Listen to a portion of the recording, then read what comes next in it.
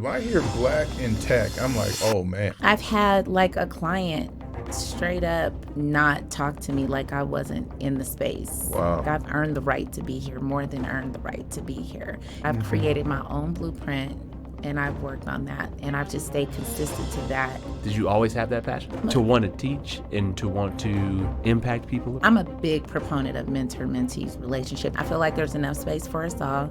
And the collaboration, I feel like we can get further working together. What do you think people miss that's the most important way to get started on a path of financial independence? I would say that's the biggest thing is just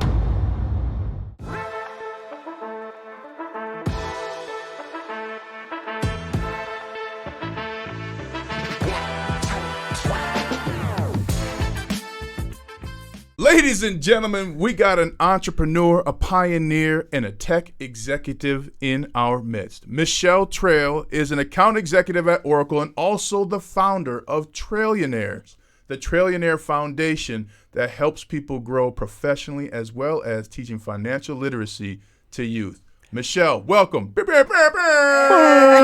Thank you. Thank you guys so much for having me. Ryan's always bringing the energy. I see. He came in straight hot. Yeah. Boom. We don't get pioneers often, and you are one of them. Oh. And I mean, how did you become an executive at Oracle? I don't know, honestly, I don't know if I've ever seen a black tech executive at Oracle. Boom. How? How did it happen? It's hard. Well, first off, I started at Oracle like almost 14 years ago, 13 and a half. And so just literally my career took fold where my first job out of college, I have undergrad business management and marketing, went straight into business management. And my mentor, he was an EVP, executive vice president. He was like, what do you want to do when you grow up? And I'm like, I want to run an organization. I'm like 23, 24, all fiery. And he's like, okay, well, if you want to run an organization, you need to know how to impact the bottom line. Ooh. And I was like, well, then what does that look like? He's like, that's sales. It's a creative position for me. So I did like the management, business operations management for like 4 years. And then they created an associate business developer. So business development is the sales world at essentially it's a career management firm. And so he created that role. I spent that year finding like the best people I knew, found a president. Yeah. So this has been something super important to me. But then I knew for me to really get the experience, to be able to impact the bottom line, to be able to impact the team and take them on that type of journey, I was going to need more cycles. So I went over to ADP, that's Automatic Data Processing, technology company. And so human capital management was my main thing, right? Wow. Just trying to get that into small businesses, help them like develop their people. And so they hired me even though I didn't have the experience. They wanted 3 to 5 years, I had 1. And I sold them on me. They gave me a chance. They gave me a horrible territory. And I took a rough and made it into a nice diamond. It was diamond in the rough. And really was just like one of their top producers, top 10% in their company year over years. And the manager who told the team to go ahead and give me a chance, she went to Oracle. And so when she went over there, they had put me in this leadership development program. And they hired me, and there you have it. What's the key to sales? My keys, I'm old school relational. So that was really like the base, like knowing and understanding the customer in a way that's different beyond what they're willing to share. Mm-hmm. The go-to question is, for a long time, was what was keeping them up at night. Because people always want to go in and sell you what they want to start talking about what they have to sell. Mm-hmm. And so I really don't even like to talk about products. Like I really want to talk about solutions. Mm-hmm. And then I want to talk about processes around those solutions. So we don't even get to the product for a minute with me in the room. So it's what keeps them up at night. How do they spend their time when they're away from here? Like, what are they lacking and missing? Try to connect with them and bringing people together on things that they're missing. So I'm actually bringing some value to the space and something that they wouldn't get from just a traditional sales person, right? And then I also am led by who I'm in the room with.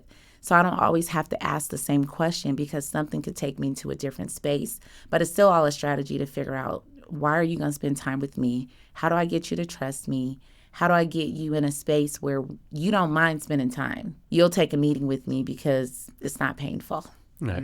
Yeah. That's the goal. What do you do when people say no in sales? I mean, the answer is always no if you don't ask. So the standard thing is no. I'm trying to get to a no or a yes. I'm trying to get to a no and something and flip that thing around. So what's the flip? The flip is, what is driving the no, right? Was it money? Is it budget? Is it time? Is it capacity? Is it that we're just not a fit? And so we might not be a yes on a software, but now what if we've formed a relationship and I was able to plug you in with somebody else? And so that's where I've gotten that super connector type, because it's not always just about the sales. I have some clients that were not clients that became my friends because I was able to bring something else to the space. And then later, I might have gotten something else from someone else they know. So to me, it never really felt like a no. It might just be not right now. And that not right now could literally be things that are prohibitive, that are out of your control.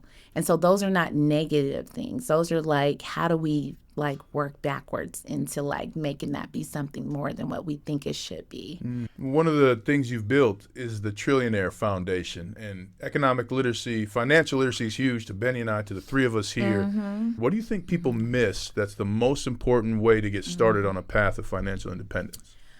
I feel like it's the knowledge and the access is what's missed, because my mom was a banker. So the reason why financial piece was important, she was teaching us budgeting and stuff like that. For us, it was more of a discipline type of act. So I feel like lacking knowledge and discipline, and then someone that is actually has the resources or has the knowledge, who's willing to show people, because a lot of us in this space, we assume he should know, she should know. I feel like that's the standard for a lot of things. And we don't know. And even still, I'm learning more. And then curiosity. I want to say that's my biggest pet peeve, is people lacking curiosity. Did you always have that passion to want to teach and to want to impact people around that? Not specifically just finance. I just had the passion of just wanting to help. So I just love to help. And then I like to give. So it's part of you're either giving something, you're giving your time, your talent, your resources, cash, whatever. So I've always just it speaks and fills my heart as when I'm able to give something out. So I had the passion. The financial literacy really morphed to more, I would say, into 2016, 2017, when I met AP, my financial advisor. Well, tell us about the Trillionaire Foundation. I love the name, by the way. I can't take all the credit for the name because I got married to Anthony Trail about almost 18 years ago. The millionaire, billionaire, trillionaire mindset was what I thought of then. I was like, this will be legacy. And I grabbed the name and made an email out of it back then and just said it'll be the legacy, and let me figure out what I could do well that I can package up, present back to whoever, let someone want to buy it, and go from there. So it's actually twofold. I have a for-profit and nonprofit. Trillionaires is an agency, and that's the parent, and it helps people monetize exceptional concepts and ideas. And that just really, how do you make money from what you want to do via strategy, execution, business, and sales acceleration. The nonprofit is one of the children who's here to help close the gap for people furthest from opportunity for financial literacy, self-efficacy, and career readiness. So that's where financial literacy really was wait, this is crucial, because what I realized is a lot of my friends, a lot of them, they're super successful, but we're all having different conversations with money. 100%. We're all having it. And so I was even just with me and my husband, his family grew up engineers with money, paid off houses. My family didn't grow up with paid off houses, but their money conversation was still different. We didn't have the same, his mom didn't teach budgeting. So he was budget, please. Checks is what we about to do. And I'm wait, no. So it's everybody in my space, we all had a different relationship with money. Yeah. And we still can do that and still be aware of financial literacy. But that was the game changer of when I said that. And then I've been serving on boards for over 20 years now. And I was there's just pieces I wanted to get complete. So the foundation, I felt if you are clear about learning who you are, that's the self-efficacy, the confidence boosting, being able to know who you're called in the world to be, that can create a career for you that you could be fulfilled in. And then the money piece. Who are you called to be? Who am I called to be? Yeah. I was called on this planet to be able to give back, fill in gaps. component of what's missing. So I'm here to be filling in some gaps. What I loved when we first connected, you were one of the few people that in the initial conversations about how can we collaborate, how can we build, and I feel like that's missing so much. Like, that's my style. It's collaboration. I feel like there's enough space for us all. And the collaboration, I feel like we can get further working together. We all have different connections and resources. And in our community, and community is multiple for me. I have a community, like we're going to the Clayton today, that's my community too. I have a community that I grew up with, Montbello, that's where I was raised. That's one of my communities. So I have multiple. But I feel like we are so dynamic together. Same with you. If it's not talking about nothing, I want to be able to do business with my friends. I want to be able to build with them, people that I'm in like associates relationships with. So I just feel like there's enough space.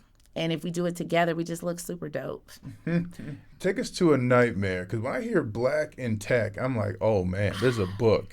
And to the point where, like, even exiting football, I'm like, I don't want to do anything with tech because I don't want to be the only one. How can you be the only one in tech? Give us a story about when you were the only one and it was tough, or somebody said something, and then what you did to go beyond it. Yeah, I've had, several of those situations. Being the only one is standard. I brought a couple in with me as well. But just like, I've had like a client straight up, like it's me, like two of us and the client, and they have not talked to me like I wasn't in the space. Wow. Just literally only talked to. Hey, this is what this means. Right. And you're like, and very clearly, right?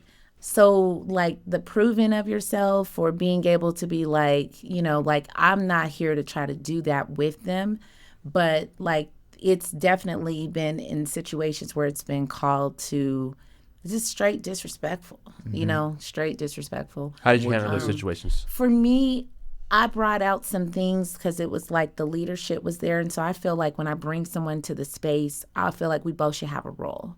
Like you guys are playing off of each other. Everyone should have a space and role. So when I bring someone into a meeting with the client, I'm like, this is my role, this is your role, type of thing. I just had to come in and just like bring some things out that we didn't talk about, that we didn't plan for, to just really credentialize myself in the moment and really bring some things that made him question and have to come back to me and want to know more about that. And then I'll do a little give and I'll take some things away. You're slightly on punishment, but not really. But I'm just going to take a few things away because you're really going to have to like respect this space. Like I've earned the right to be here more than earned the right to be here. I've learned over the years and grown into staying silent in situations when it's needed and observing. But when I have the opportunity, a credentializing really is going to be on something that the other person doesn't know about. Not like degreed up. It's more like, this is what kind of impact I was able to make for such and such. We did a couple of these things and only give them a little bit of it, enough for them to be curious to want to go into more. And so those are what I do with the client. With the leadership, it's challenging because they control so much. The baseline is don't try to like be defensive. I'm not going to try to oversell who I am. I'm not even going to try to sell it. I'm just going to drop a few things to let you know. And then you'll eventually come back, and sometimes they don't, and it's just not a fit. And then lastly, you touched on it a couple times, and thank you again for having mentees. I think it's so easy for people who are successful to not be a mentor, to not have those informal, to start saying, okay, now my time is blocked off. What have been the key benefits for you in having mentees and being a mentor yourself? I swear, having mentees, I learn from the stuff I'm telling them. It reminds me, like, it helps to solidify, like, oh, yeah, that does work. Okay, wait, do that again, or don't do that, right? That did not work. Like, it keeps me reminded of the journey. So that's how it helps me. For them, I've seen my mentees go leaps and bounds. So I'm a big proponent of mentor-mentees relationship, and our real foundation is built around mentor-mentee. Life's a team sport. It is. Y'all know, athletes over here. Yeah. Well, Michelle Trail, we're a big fan of yours. Thank you so much for joining us. Yes. Check out Trillionaires as well as Michelle on LinkedIn. And where can they find you on Twitter and Instagram? Trillionaires Foundation, or just at Trillionaires. All Both right. of them, the out there. Well, thank you for blessing us Appreciate and you. sharing You're time. And what an amazing success story you are and you continue to be. Thank you guys so much. Appreciate it. It's Absolutely. awesome. See you at the Clayton. Thank you for listening to this episode of Gridiron and Growth with your co-host Ryan Harris and myself. Big shout out to Big Up Studios and Streamline Media for all their help with everything that we do. Please like and subscribe to this podcast. Please leave a review and please send us any questions at the gridironandgrowthpod@gmail.com.